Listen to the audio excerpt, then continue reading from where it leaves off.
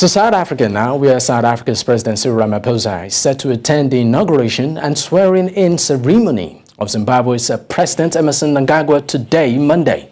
The swearing-in ceremony will take place at the National Sports Stadium in the capital city of Harare. Now, Ramaphosa's office released a statement on Sunday evening announcing that he will travel to Zimbabwe for the presidential inauguration ceremony.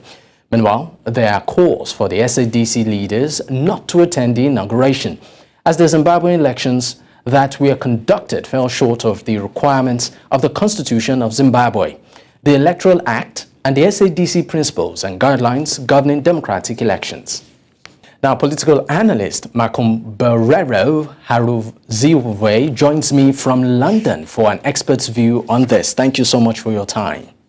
All right, let's get straight to it. It seems that President Mnangagwa is going ahead with his inauguration visit, despite, will I call it, reactions that have come up. What do you have to say to this? All right, thank you. All right. These elections these elections were a sham, and equally the inauguration is a sham. Just imagine the African Union chair even snapped it, and they sent his interior information minister, because that's a strong statement from the African Union. Even the SADC chair SADC tracker chair on governance and elections, President Hakainde Hichilema, has snapped the inauguration. The fact that Mnangagwa's inauguration is being snapped by almost all SADC leaders, it speaks volumes.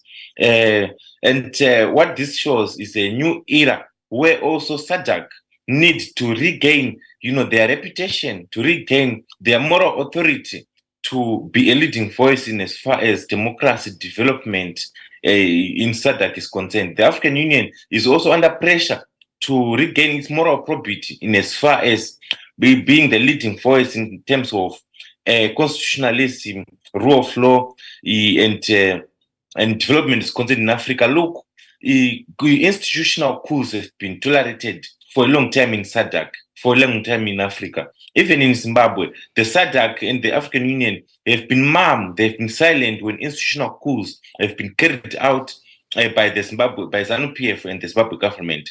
Under Mugabe, successful institutional coups were carried out due to state capture of the elections board, the capture of the judiciary. Even Mnangagwa, when he got onto the scene, presidential scene in 2017, he got in through a full military coup. And the SADC and the African Union, they kept quiet, they kept mum.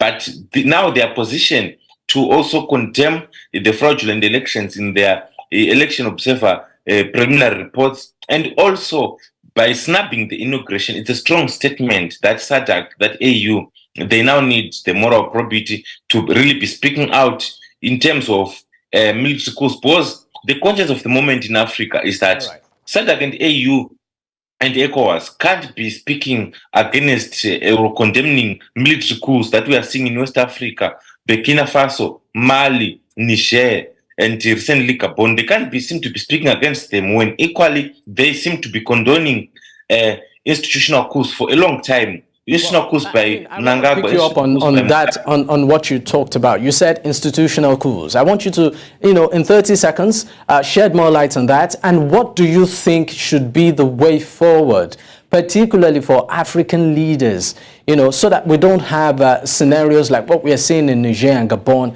happen or replicate itself across the continent?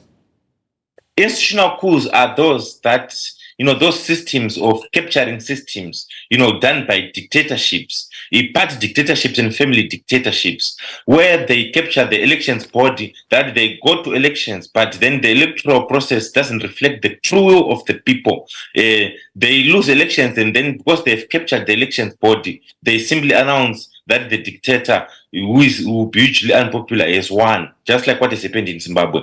They also capture the courts, that even if you are to go and petition, through the courts, follow the legal channels provided for in the Constitution, you won't win because the court has been captured. So these are institutional coups where captured institutions, muscle and do not reflect the will of the people. Okay. So this has led now for people across Africa to lose trust in formal institutions, and now they are going for informal institutions. They are going for streets. They are going for military coups.